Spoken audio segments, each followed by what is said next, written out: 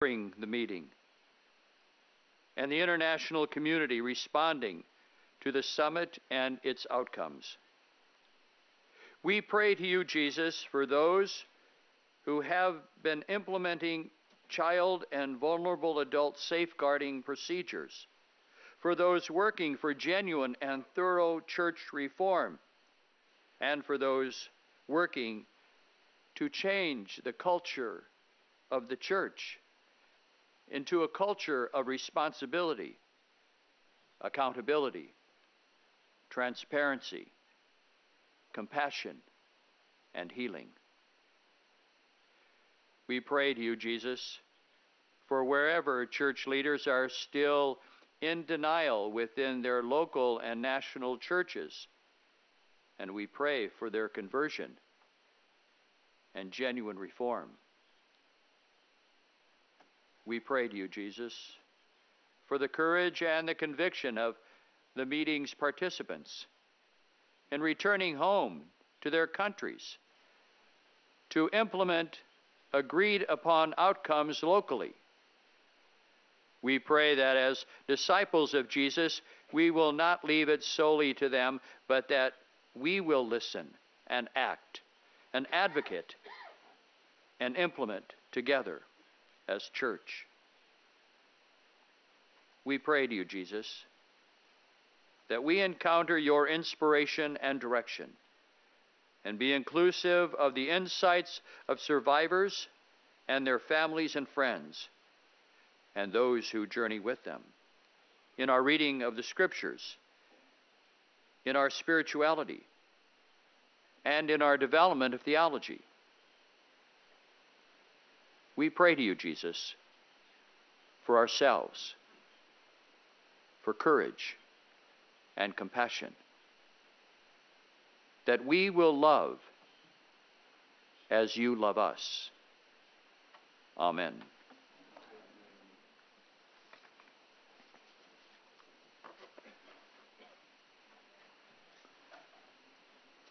E allora adesso ci prepariamo ad ascoltare la terza relazione di oggi, che sarà tenuta dal cardinale Rubén Salazar Gómez. Il titolo è La Chiesa trafitta, affrontare i conflitti e agire con decisione. The Church in a Moment of Crisis, Facing Conflicts and Tensions and Acting Decisively. Il cardinale Rubén Salazar Gómez è arcivescovo di Bogotà e presidente del Consiglio Episcopale Latinoamericano. È colombiano, ha 76 anni, è membro della Congregazione per i Vescovi, dell'Amministrazione del Patrimonio della Sede Apostolica e della Pontificia Commissione per l'America Latina. Grazie, Eminenza, siamo pronti ad ascoltarla. Santo Padre, Eminencias, Excelencias, hermanas, hermanos. A lo largo del día hemos estado respondiendo a una pregunta muy concreta frente a la crisis que estamos viviendo en la Iglesia. ¿Cuál es la responsabilidad del obispo? Para poder comprender esta responsabilidad y asumirla, es indispensable tratar de categorizar, en la medida de lo posible, la naturaleza de la crisis. Un análisis somero de lo que ha sucedido nos permite constatar que no se trata solo de desviaciones o patologías sexuales en los abusadores, sino que hay una raíz más honda, que es la tergiversación del sentido del ministerio, convertido en medio para imponer la fuerza, para violar la conciencia y los cuerpos de los más débiles. Y esto se llama clericalismo. También, al analizar la forma como en general se ha respondido a esta crisis, descubrimos que hemos manejado una comprensión equivocada de cómo ejercer el ministerio. Y esa comprensión equivocada ha llevado a cometer serios errores de autoridad que han agigantado la gravedad de la crisis. Esto también se llama clericalismo. Es esta realidad la que el Santo Padre Francisco describe en su carta al pueblo de Dios en agosto del año pasado. Esto se manifiesta con claridad en una manera anómala de entender la autoridad en la Iglesia, tan común en muchas comunidades en las que se han dado las conductas de abuso sexual, de poder y de conciencia, como es el clericalismo, dice el Santo Padre. Decir no al abuso es decir enérgicamente no a cualquier forma de clericalismo. Palabras claras que nos urgen a ir a la raíz del problema para poder enfrentarlo. Pero no es fácil decir enérgicamente no a cualquier forma de clericalismo, porque es una mentalidad que ha calado en nuestra Iglesia a lo largo de los tiempos y que casi siempre no somos conscientes de que subyace a nuestra manera de concebir el ministerio y de actuar en los momentos decisivos.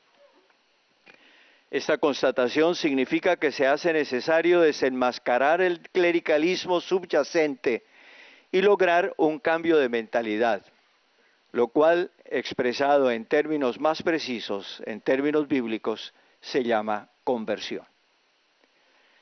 Nuestra responsabilidad se expresa fundamentalmente en una coherencia minuciosa entre nuestras palabras y nuestras acciones. Y para ello es necesaria una revisión a fondo de la mentalidad que está detrás de las palabras, para que nuestras palabras y acciones sean aquellas que correspondan a la voluntad de Dios en este momento de la Iglesia. Esta invitación a la conversión se dirige a toda la Iglesia, pero en primer lugar a nosotros que somos sus pastores. Primera parte, la responsabilidad del obispo a la luz del oficio recibido y su corresponsabilidad como miembro del colegio episcopal bajo la suprema autoridad de la Iglesia. Como obispos, nuestra responsabilidad empieza en acrecentar permanentemente la conciencia de que por nuestra propia cuenta no somos nada, no podemos nada, ya que no somos nosotros los que hemos elegido el ministerio, sino que es el Señor quien nos ha elegido para hacer presente su salvación por la fuerza de la acción eclesial, sin empañar su presencia con la oscuridad de nuestro contratestimonio. Conscientes de esta tarea, tenemos que admitir que muchas veces la Iglesia, en las personas de sus obispos, no supo y todavía en ocasiones no sabe comportarse como debe para afrontar con rapidez y decisión la crisis provocada por los abusos. Muchas veces se procede como los asalariados, que al ver venir al lobo huyen, dejando desprotegido el rebaño. Y se huye de muchas maneras, tratando de negar la dimensión de las denuncias presentadas, no escuchando a las víctimas, ignorando el daño causado en los que sufren los abusos, trasladando a los acusados a otros sitios donde estos siguen abusando, o tratando de llegar a compromisos monetarios para comprar el silencio.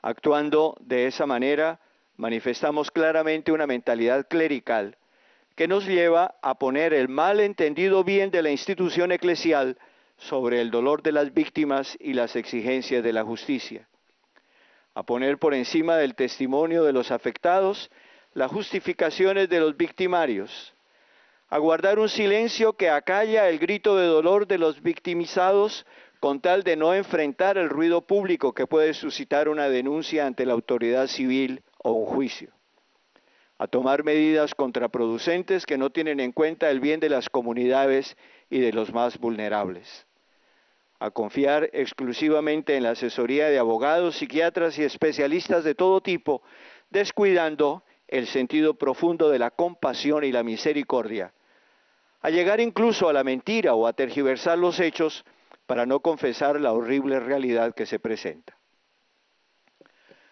Una manifestación de esa mentalidad aparece también en la tendencia a afirmar que la Iglesia no está ni tiene por qué estar sometida al poder de la autoridad civil como las demás ciudadanos, sino que podemos y debemos manejar todos nuestros asuntos dentro de la Iglesia, regidos únicamente por el derecho canónico, e incluso llegar a considerar la intervención de la autoridad civil como una intromisión indebida, que en estos tiempos de creciente secularismo se ve con tintes de persecución contra la fe. Tenemos que reconocer esta crisis a profundidad, a reconocer que el daño no lo hacen los de fuera, sino que los primeros enemigos están dentro de nosotros, entre los obispos y los sacerdotes y los consagrados que no hemos estado a la altura de nuestra vocación. Tenemos que reconocer que el enemigo está dentro. Reconocer y enfrentar la crisis, superando nuestra mentalidad clerical, significa también no minimizarla, afirmando que en otras instituciones suceden abusos a mayor escala. El hecho de que se presenten abusos en otras instituciones y grupos no justifica nunca la presencia de abusos en la Iglesia, porque contradice la esencia misma de la comunidad eclesial y constituye una tergiversación monstruosa del ministerio sacerdotal, que por su propia naturaleza debe buscar el bien de las almas como bien supremo. No hay ninguna justificación posible para no denunciar, para no desenmascarar, para no enfrentar con valor y contundencia cualquier abuso que se presente al interior de nuestra Iglesia. También tenemos que reconocer que el papel desempeñado por la prensa y los medios de comunicación y las redes sociales ha sido muy importante en ayudarnos a no soslayar, sino a afrontar la crisis. Los medios de comunicación hacen en este sentido un trabajo de gran valor que es necesario apoyar. El Santo Padre Francisco nos lo dice claramente en su discurso de Navidad a la Curia. Cito: hablando de esta herida, algunos dentro de la Iglesia se alzan contra ciertos agentes de la comunicación, acusándolos de ignorar la gran mayoría de los casos de abusos que no son cometidos por ministros de la Iglesia. Las estadísticas hablan de más del 95%. Y acusándolos de querer dar de forma intencional una imagen falsa, como si este mal golpeara solo a la Iglesia Católica. En cambio, me gustaría agradecer sinceramente a los trabajadores de los medios que han sido honestos y objetivos y que han tratado de desenmascarar a estos lobos y de dar voz a las víctimas. Incluso si se tratase solo de un caso de abuso, que ya es una monstruosidad por sí mismo, la Iglesia pide que no se guarde silencio y salga a la luz de forma objetiva, porque el mayor escándalo en esta materia es encubrir la verdad. Hasta aquí la cita del Papa Francisco. Sin duda es mucho lo que hemos hecho para enfrentar la crisis de los abusos. Sin embargo, si no hubiera sido por la insistencia valiosa de las víctimas y la presión ejercida por los medios de comunicación, tal vez no nos hubiéramos decidido a enfrentar como se ha hecho esta crisis vergonzosa. Es tan hondo el daño causado, es tan profundo el dolor infligido, son tan inmensas las consecuencias de los abusos que han sucedido en la Iglesia, que nunca podremos decir que hemos hecho todo lo que es posible hacer. Y nuestra responsabilidad nos lleva a trabajar todos los días para que nunca más en la Iglesia se presenten abusos y para que los que eventualmente se presenten reciban el castigo y la reparación que exigen. En el tratamiento de la crisis y en el proceso de conversión que se debe emprender para poder enfrentarla, el obispo no está solo. Su ministerio es un ministerio colegial. Por su ordenación episcopal, el obispo entra a formar parte del colegio formado por todos los sucesores de los apóstoles bajo la guía y autoridad del sucesor del apóstol Pedro. Más que nunca, tenemos que sentirnos llamados a fortalecer nuestros vínculos fraternos, a entrar en un verdadero discernimiento comunitario, a actuar siempre con los mismos criterios y a apoyarnos mutuamente en la toma de decisiones. Nuestra fortaleza depende, sin duda, de la unidad profunda que marque nuestro ser y actuar. Para ayudarnos en esta tarea, los papas nos han iluminado con sus palabras y los diferentes dicasterios de la Curia Romana han emitido disposiciones que nos muestran el camino que tenemos que recorrer. Ya sabemos cómo hay que proceder, pero parece deseable que se ofrezca al obispo un código de conducta que, en armonía con el directorio para los obispos, muestre claramente cómo debe ser el proceder del obispo en el contexto de esta crisis.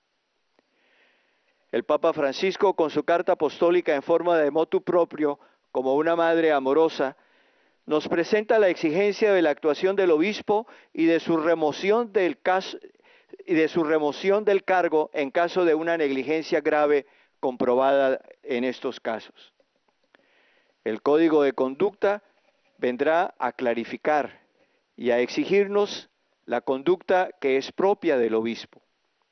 Su obligatoriedad será una garantía de que todos actuemos al unísono y en la dirección correcta, ya que nos permite tener un control claro sobre nuestra conducta y nos da las indicaciones concretas para los correctivos que sean necesarios. Será además una guía para la Iglesia y la sociedad, que permitirá a todos mirar adecuadamente el proceder del obispo en los casos específicos y podrá darnos a todos la confianza de que se está actuando bien. Será además una forma concreta de fortalecer la comunión que nace de la colegialidad episcopal.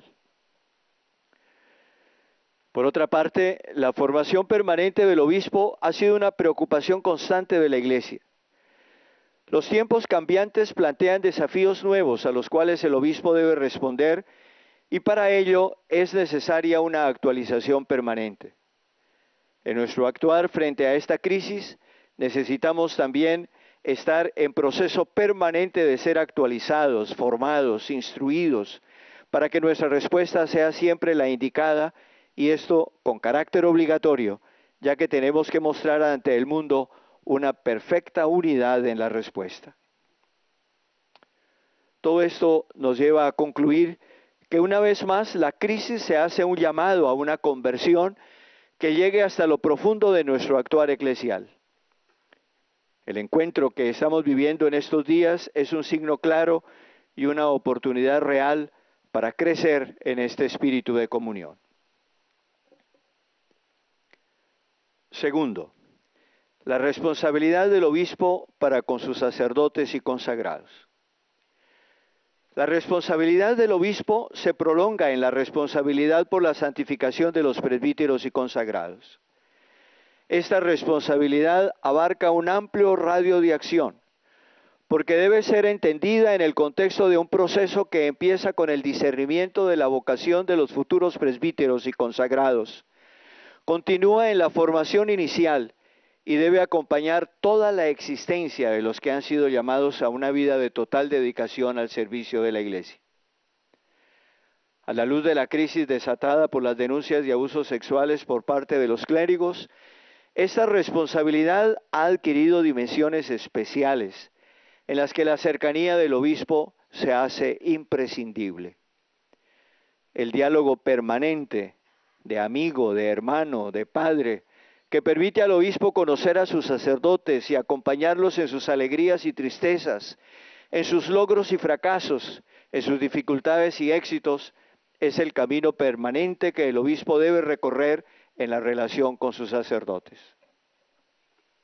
Como obispos, debemos cumplir con nuestro deber de enfrentar enseguida la situación que se presenta a partir de una denuncia contra un sacerdote o consagrado.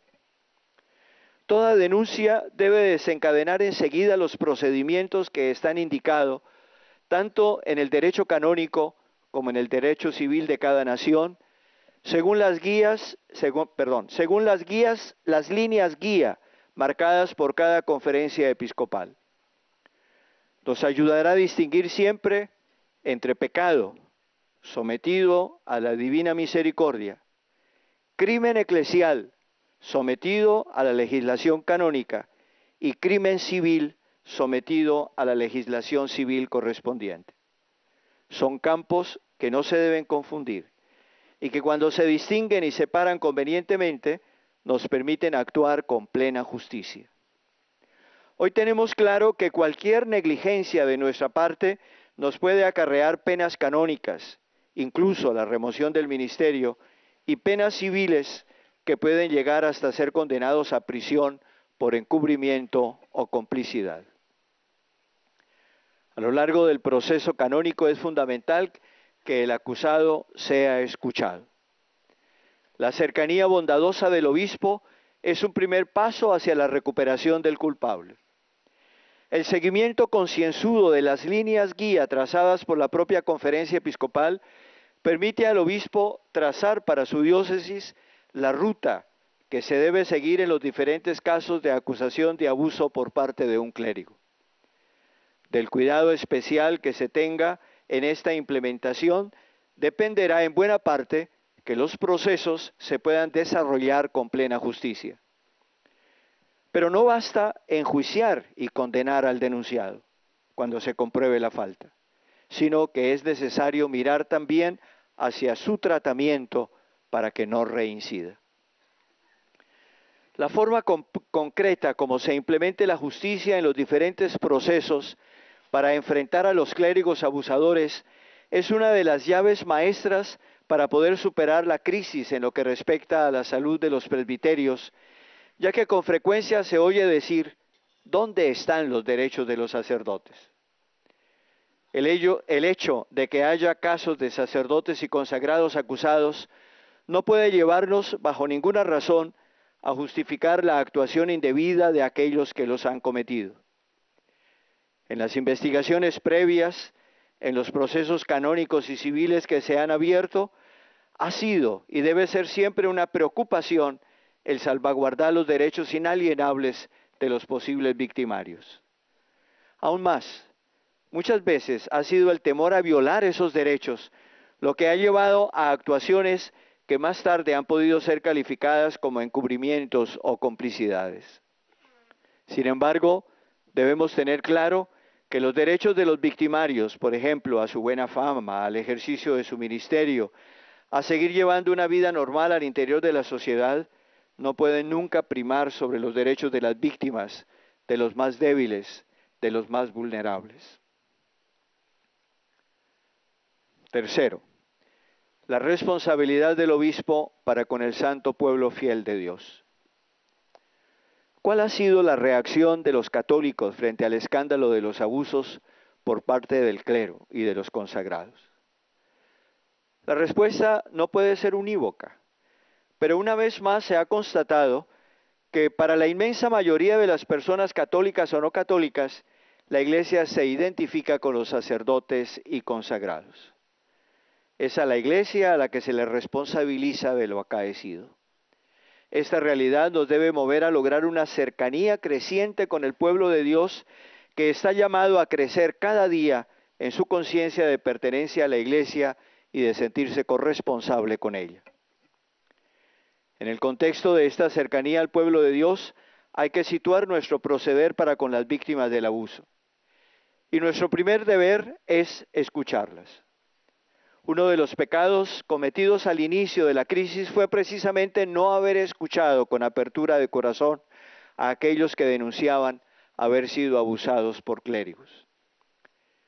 Escuchar a las víctimas empieza por no minimizar el daño causado y el dolor producido.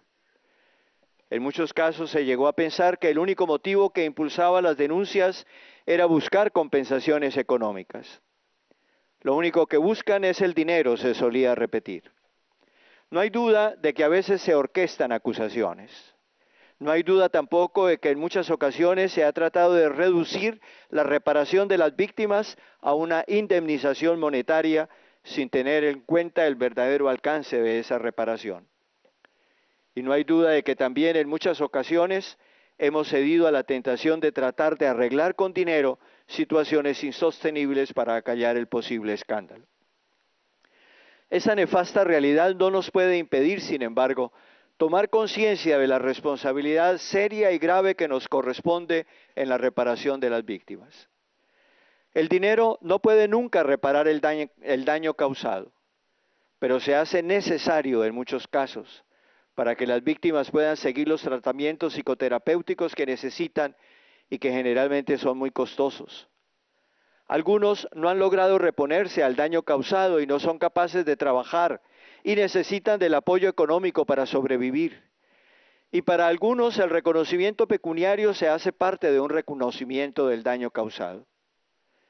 Es claro que estamos obligados a ofrecerles todos los medios necesarios, espirituales, psicológicos, psiquiátricos, sociales, para la recuperación exigida.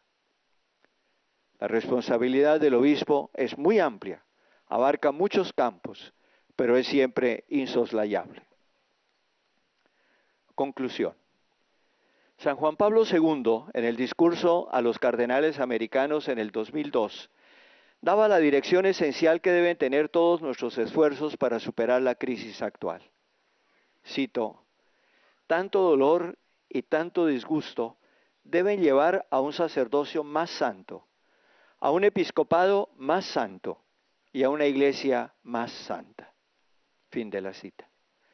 Con la ayuda del Señor y con nuestra docilidad a su gracia, vamos a lograr que esta crisis lleve a una profunda renovación de toda la iglesia, con obispos más santos, es decir, más conscientes de su misión de pastores y padres de la grey, con sacerdotes y consagrados más santos, es decir, más conscientes de su servicio ejemplar para con el pueblo de Dios, con un pueblo de Dios más santo, es decir, más consciente de su corresponsabilidad de edificar permanentemente una iglesia de comunión y participación, en donde los niños y adolescentes y todas las personas encuentren siempre un lugar seguro que propicie su crecimiento humano y la vivencia en la fe.